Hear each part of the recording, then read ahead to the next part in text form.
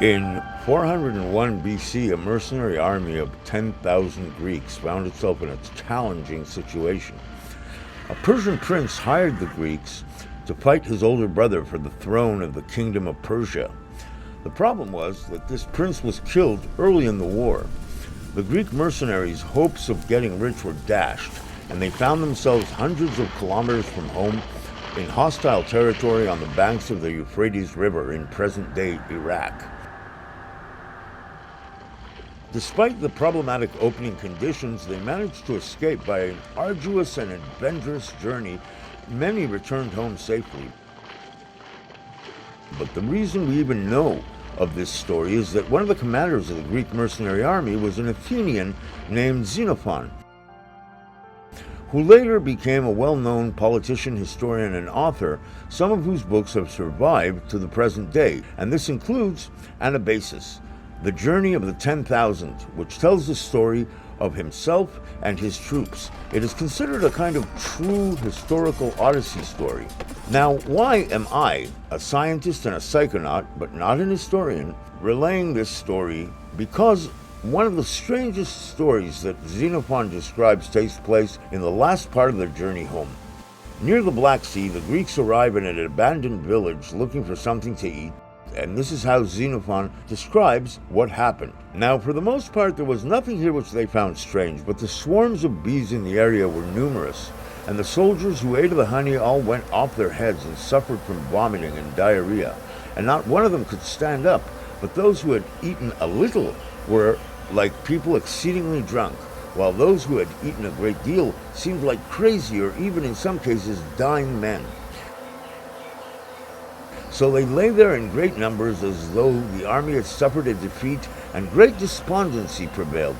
On the next day, however, no one had died, and at approximately the same hour as they had eaten the honey, they began to come to their senses.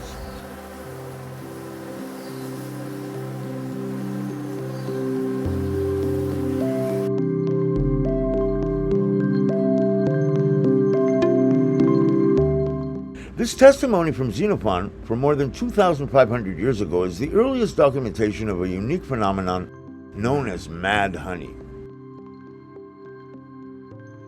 Unlike the Sonoran toad that produces bufotenin endogenously, the case of mad honey and bees is different. This is not an endogenous action, but a side effect that occurs in populations of bees that live in many mountainous valleys in present-day northern Turkey and in the Himalayan valleys. The reason these bees produce mad honey is evident upon further inspection. Rhododendron is abundant in these valleys where mad honey is found, bearing an impressive blue-purple bloom rich in nectar. The pollen of these plants contains neurotoxins called grayanotoxins that have a psychedelic effect unlike anything else we know. Bees apparently are entirely indifferent to grayanotoxins, and from what I have seen, it is doubtful whether this honey gives them any evolutionary advantage. As far as they're concerned, it's honey.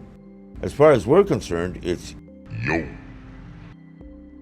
It is not a common product, but this honey can be found in some areas of northern Turkey in the same provinces where Xenophon had passed, and in some places in Nepal in the Himalayan valleys where rhododendron strains are also common.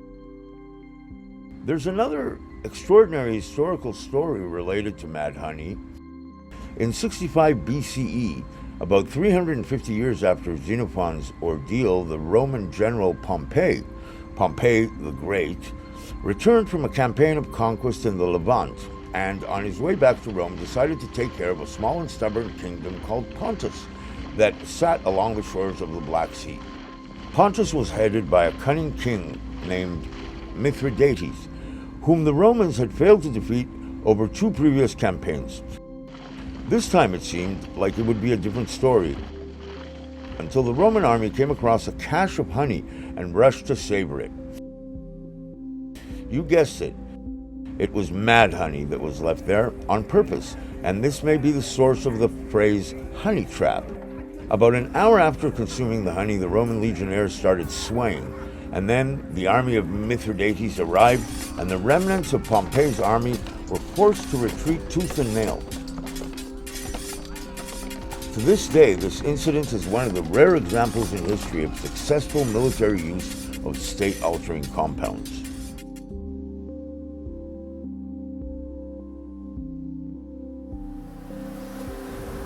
But the bees don't care about our civilizational conflicts.